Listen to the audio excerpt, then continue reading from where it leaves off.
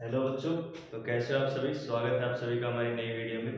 तो इस वीडियो में जो आज हम करने वाले हैं, क्या करने वाले हैं हम इसके अंदर, इसमें हम करने वाले हैं सैंपल पेपर। एचपीएससी का जो सैंपल पेपर है आपका वो करने वाले हैं। कौन सा? केमिस्ट्री का 2022 और 23 का क्लास 12। हम केमिस्ट्री के पहले 3 पार्ट कर चुके हैं जिसमें section A B C.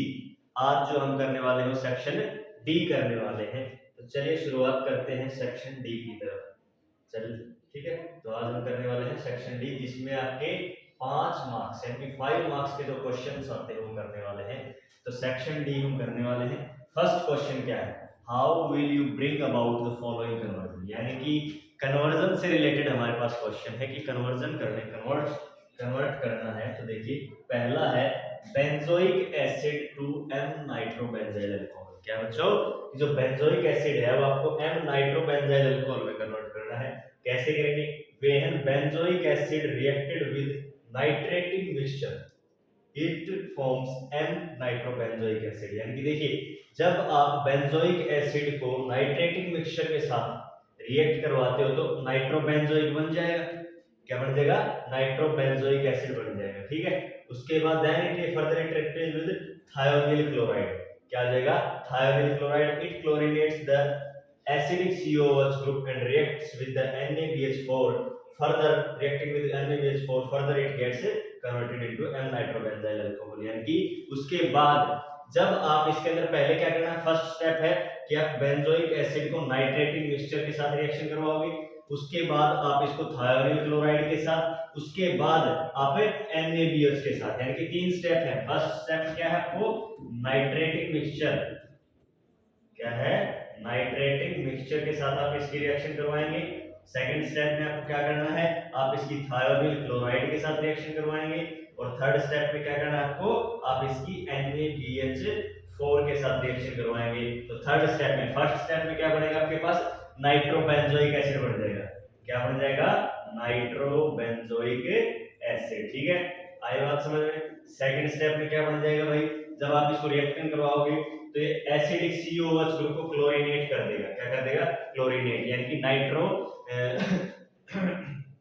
Nitrochlorobenzene बन जाएगा उधर। ठीक है। और जब उसके बाद आप NaBH के साथ रिएक्शन करवाओगे वहां पे तो आपके पास नाइट्रोबेंजाइल अल्कोहल बन जाएगा। एम नाइट्रो, एम का मतलब मेटा नाइट्रो। मेटा 3 पोजीशन होते हैं अपने पास, ऑर्थो मेटा पैरा।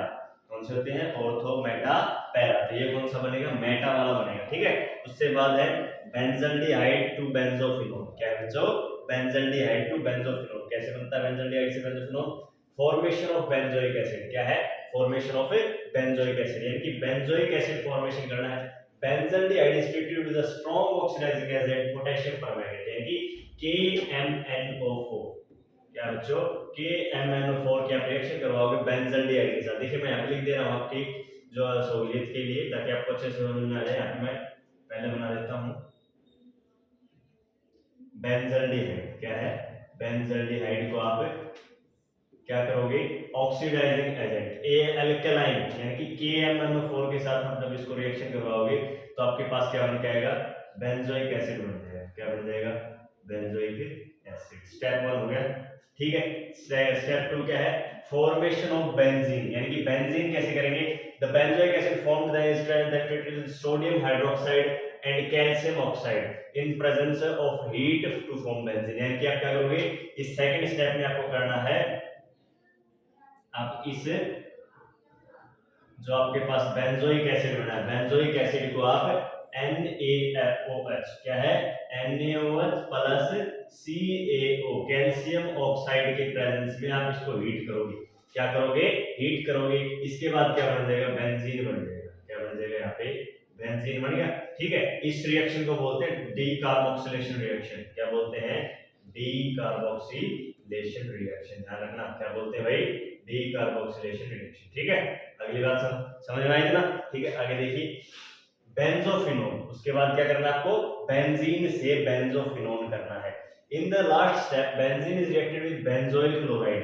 किसके साथ रिएक्शन करवाया गया? Benzoyl chloride in presence of aluminium chloride AlCl3। यानी कि आप क्या करवाओगे? देखिए ये आपके पास बेंजीन है,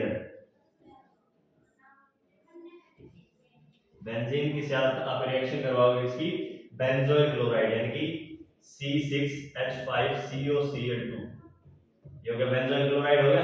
अच्छा, उसके बाद क्या है भाई, एल्यूमिनियम से इन प्रेजेंस ऑफ AlCl3, इसकी प्रेजेंस में जब आप रिएक्शन करवाओगे तो क्या बन जाएगा, देखिए आपके पास जो कंपाउंड है कुछ ऐसा बन के आएगा,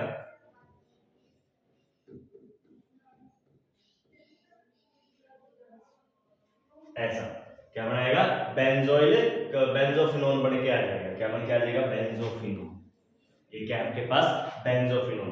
this reaction is also called Friedel Crafts acylation. इस रिएक्शन को आप क्या बोलते हो, फ्रीडल-क्राफ्ट एसाइलेशन भी बोलते हो बेटा, फ्रीडल-क्राफ्ट एसाइलेशन। ठीक है, आई बात समझ में। चलो, तो हमने दो कन्वर्जन कर लिए ना। देखो, एक पहला क्या, बेंजोइक एसिड से नाइट्रोबेंजाइल, दूसरा बेंजाइल बेंजल्डिहाइड से बेंजोफिनोन। कैसे करना है, पहले आप करोगे इसको बेंजल्डिहाइड से बेंजोइक एसिड, बेंजोइक एसिड से बेंजीन, और बेंजीन से बेंजोफिनोन। ठीक है, उसके लिए मैंने तीनों स्टेप लिख दिए आपके। अगला स्टेप देखिए, बेंजोइक एसिड से बेंजामाइड बनाना है। क्या बनाना है, बेंजोइक एसिड से बेंजामाइड। तो देखिए इसके अंदर क्या करना है आपको। देखिए, सबसे पहले आप जो आपके पास बेंजामाइड है, क्या है, बेंजामाइड। बेंजामाइड को आप सबसे पहले किससे रिएक्शन करवाओगे, NaOH से। किससे करवाओगे, NaOH से। NaOH से रिएक्शन करवाने के बाद वो बन जाएगा सोडियम बेंजोइड। सोडियम बेंजोइड से जब आप रिएक्शन करवाते हो HCl की, तो आपके पास क्या बन जाएगा, बेंजोइक एसिड बन जाएगा। क्या बन जाएगा, बेंजोइक एसिड। सिंपल है, दो दो स्टेप की रिएक्शन है। पहले में आपको क्या करना है, NaOH के साथ रिएक्शन करवानी है, दूसरे में HCl के साथ रिएक्शन करवानी है। जब पहले में आप इसके साथ रिएक्शन करवाओगे तो क्या बन जाएगा, sodium benzoate.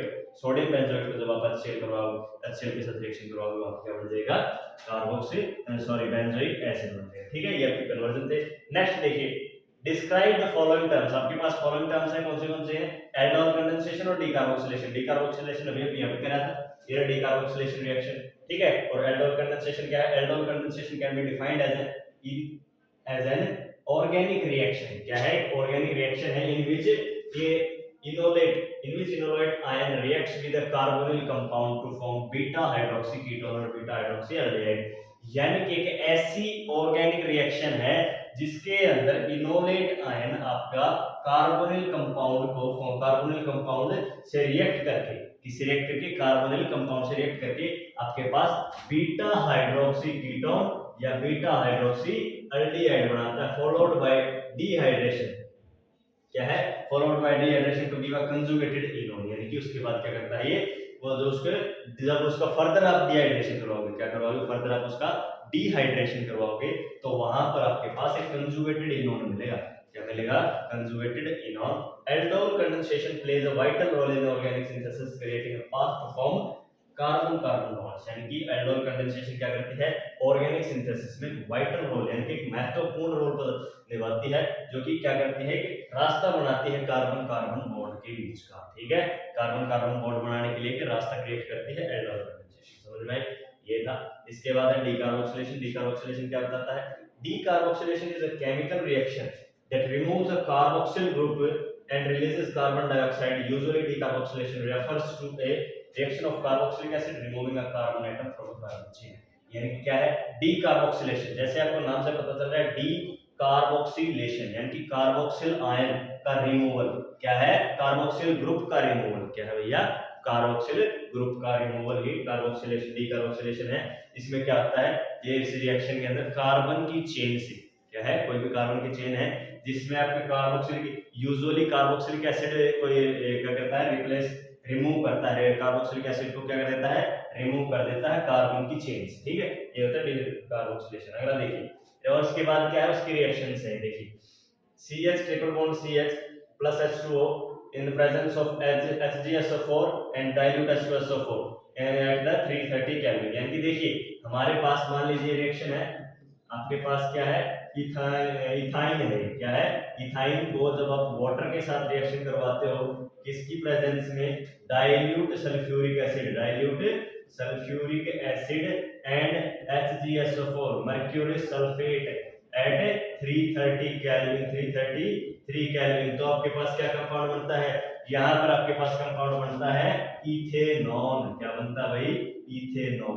Ethanol, sorry ethanol नहीं बनता बाय मिस्टेक बोल दिया मैंने, ये इथेनॉल है भैया।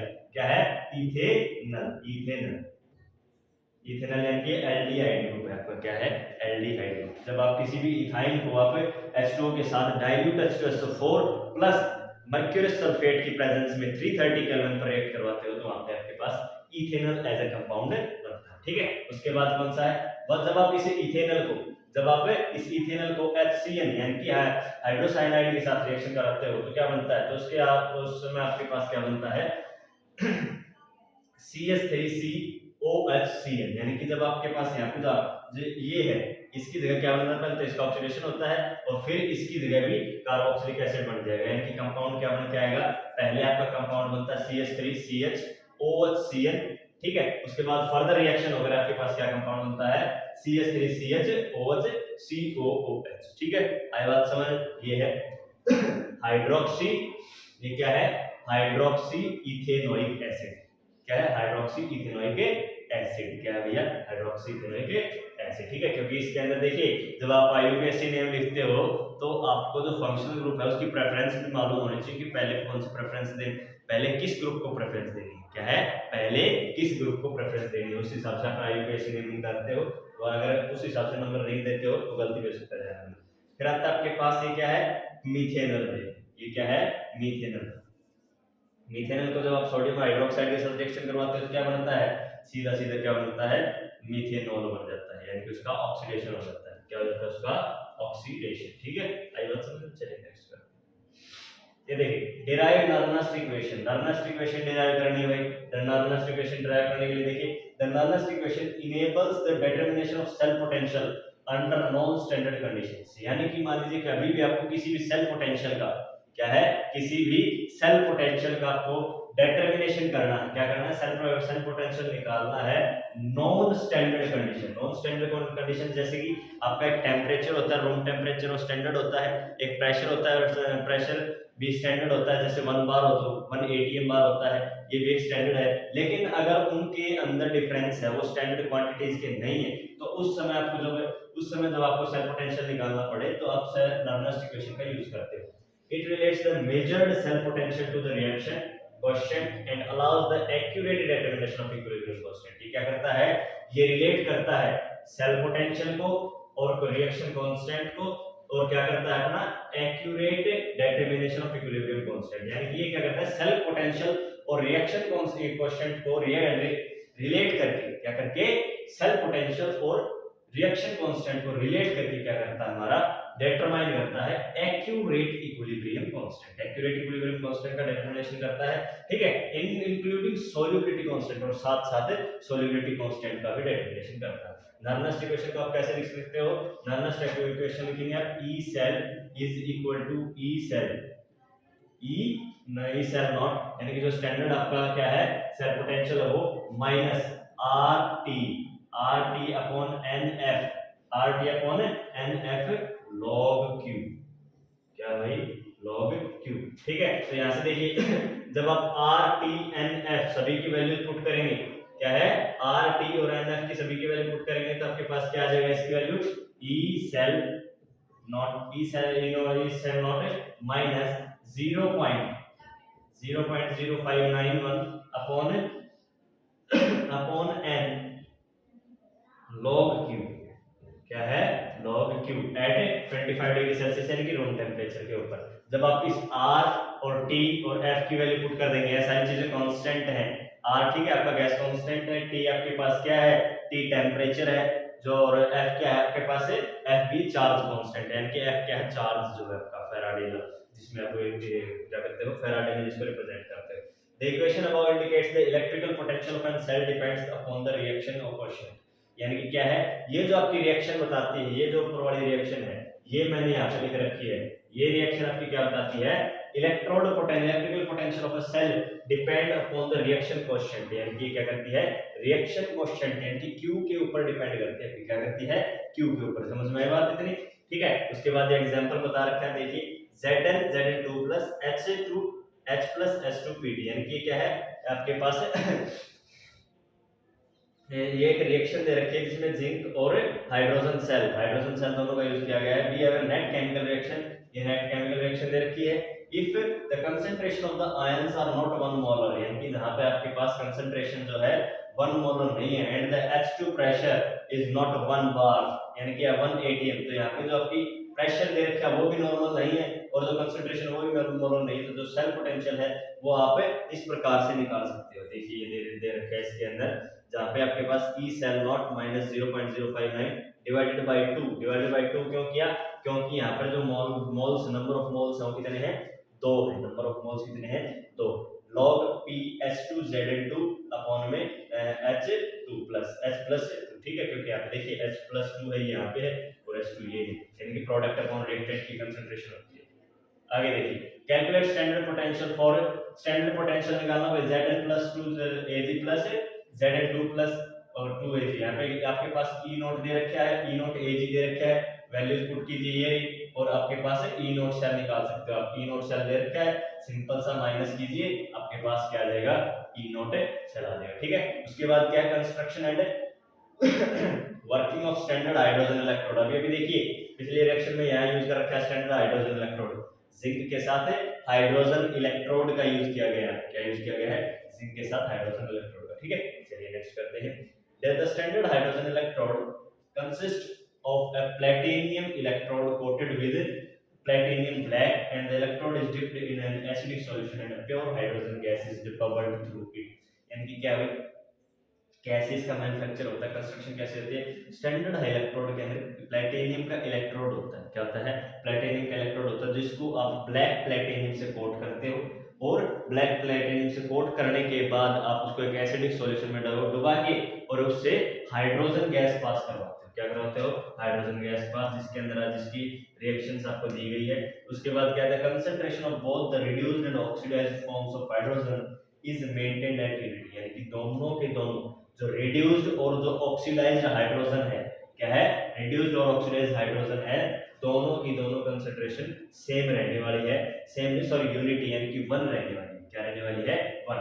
Then this implies that the pressure of hydrogen gas is 1 bar and the concentration of hydrogen ion in the solution is 1 molar। यहाँ पे देखिए, यहाँ पे क्या लिख रखा है? आयन के बाद लिख रखा है, यहाँ पे देखिए मैं यहाँ पे लिख देता हूँ आपकी सॉल्यूशन के लिए, ion in the solution, ion in the solution is 1 mole। क्या लिख रखा है? is 1 mole। ठीक है, ये है। अगला देखिए, अगला इसका स्टैंडर्ड हाइड्रोजन इलेक्ट्रोड का कंसंट्रेशन दे रखा है। Construction, the part makes the standard hydrogen electrode are listed below, यानी कि जो पार्ट्स हैं उसके साथ लिख रखे हैं। A platinum electrode covered in finely powdered platinum black, एक platinum electrode जिसको बिल्कुल बारीक जो पाउडर है प्लेटिनियम ब्लैक का, उससे कोट किया गया। दूसरा एक हाइड्रोजन ब्लोज, एक हाइड्रोजन का जो ब्लो होता है, यानी कि हाइड्रोजन गैस जब आप उससे पास कराते हो तो वो होता है। ए सॉल्यूशन ऑफ एसिड, जिसके अंदर एक एसिड का एक सॉल्यूशन, जिसके अंदर H प्लस की मोलरिटी कितनी होनी चाहिए? 1 मोल पर क्यूबिक डेसीमीटर।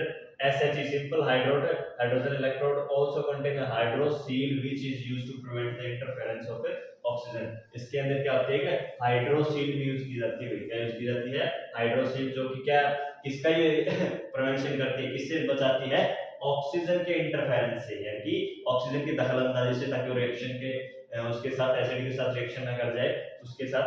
ठीक है, and the other half cell of entire galvanic cell must be attached to the standard hydrogen electrode through a reservoir in order to create an identically conductive path. यानी कि अभी ये जो था ये हाफ सेल बना है। स्टैंडर्ड हाइड्रोजन इलेक्ट्रोड एक हाफ सेल होता है। अगर आप इसको पूरा कंडक्टिव बनाना चाहते हो तो आपको क्या करना पड़ेगा? इसको जो गैस का जो इसको आपको दूसरे पार्ट के साथ कन्वर्ट करना पड़ेगा, जोड़ना पड़ेगा। जैसे कि यहाँ पे देखिए, यहाँ पे एक स्टैंडर्ड हाइड्रोजन इलेक्ट्रोड को इसने क्या कर रखा है? दूसरे जिंक के साथ रिएक्शन कर, जिंक के साथ जोड़ रखा है। तो वहीं पर आपको स्टैंडर्ड हाइड्रोजन इलेक्ट्रोड को आप एक गैल्वेनिक सेल के दूसरे पार्ट से जोड़ना पड़ेगा। ठीक है, ये हो गया। उसके बाद क्या है? If a 5 ampere current flows through a metallic wire for 2 hours then how many electron would have transfer.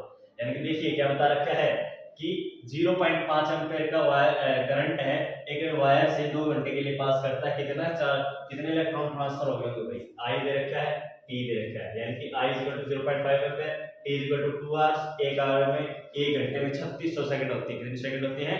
3600। तो यहाँ पे 2 घंटे में कितने जाए? 7200 सेकंड हो जाएगी। हमें पता है कि Q इज इक्वल टू क्या होता है? I into T. क्या होता है? Q is equal to I into T. ठीक है, तो आपके पास क्या जाएगा? Q is equal to 0.5 ampere multiply 72 100 second, 70 two 100 second यानी कि करंट की जब इसके साथ टाइम के साथ मल्टीप्लाई करेंगे तो आपके पास कूलम्ब आ जाएगा। ठीक है, चार्ज आ गए कि ये क्या आ गया, चार्ज, यानी कि Q is equal to I multiply T, और यहाँ पे Q की वैल्यू अपने पास आई है 3600 कूलम्ब। कितने है भाई, 3600 कूलम्ब। ठीक है, एक कूलम्ब के अंदर इतना चार्ज होता है, इतने एक इलेक्ट्रॉन के ऊपर इतना चार्ज होता है, एक इलेक्ट्रॉन के ऊपर इतना चार्ज होता है, तो नंबर ऑफ इलेक्ट्रॉन कितना आ जाएगा, total charge on one electron ये दे रखा है। ठीक है, 3600 इलेक्ट्रॉन है, कितने हैं, 3600 इलेक्ट्रॉन है, तो आपके पास कितने सारे इलेक्ट्रॉन कितने हो जाएंगे, ये हो जाएगा। यानी कि हमारे देखिए हमारे पास 3600 कूलम्ब का चार्ज है और एक इलेक्ट्रॉन पर इतना चार्ज होता है, तो हम इसको इससे भाग कर दें तो नंबर ऑफ इलेक्ट्रॉन आ जाएंगे, सीधी सी बात है। हमारे पास क्या है, इतना अपने पास क्या है भाई, इतना अपने पास चार्ज है और एक इलेक्ट्रॉन के ऊपर इतना चार्ज होता है। तो यही बात होगी, आपने बचपन में करे होंगे क्वेश्चन बहुत सारे कि एक कमरे में टाइल बिछानी है, टाइल की लंबाई चौड़ाई ये है, फर्श की लंबाई चौड़ाई ये है, तो क्या करते हो, फर्श की लंबाई, फर्श का एरिया डिवाइडेड बाय टाइल का एरिया, वैसे ही number total charge divided by charge on one electron, तो नंबर ऑफ इलेक्ट्रॉन आ जाएगा सीधी सी। नंबर ऑफ इलेक्ट्रॉन क्या है, 2.2 मल्टीप्लाई 10 रेज़ टू पावर 22। ठीक है, ये था। उसके बाद क्या है, नेम एनी टू टेस्ट, कोई भी दो टेस्ट बताइए अल्कोहल और फिनोल को डिस्टिंग्विश करने के लिए। Test to distinguish between alcohol और phenol, litmus test, ferric chloride test, bromine water test. तीन है भाई, इसने पूछे दो, हमने बता दिए तीन। पहला कौन सा, phenol turns blue litmus red, यानी कि जब आप कोई भी ब्लू लिटमस लेते हो और फिनोल में डिप करते हो तो रेड में कन्वर्ट हो जाएगा, जबकि अल्कोहल में कोई इफेक्ट नहीं होने का उसका। ठीक है, फिर दूसरी बात फेरिक क्लोराइड क्या होता है भाई जब फिनोल के साथ आप फेरिक क्लोराइड को रिएक्शन करवाते हो तो आपको ब्लू, ग्रीन या वॉयलेट कलर देगा।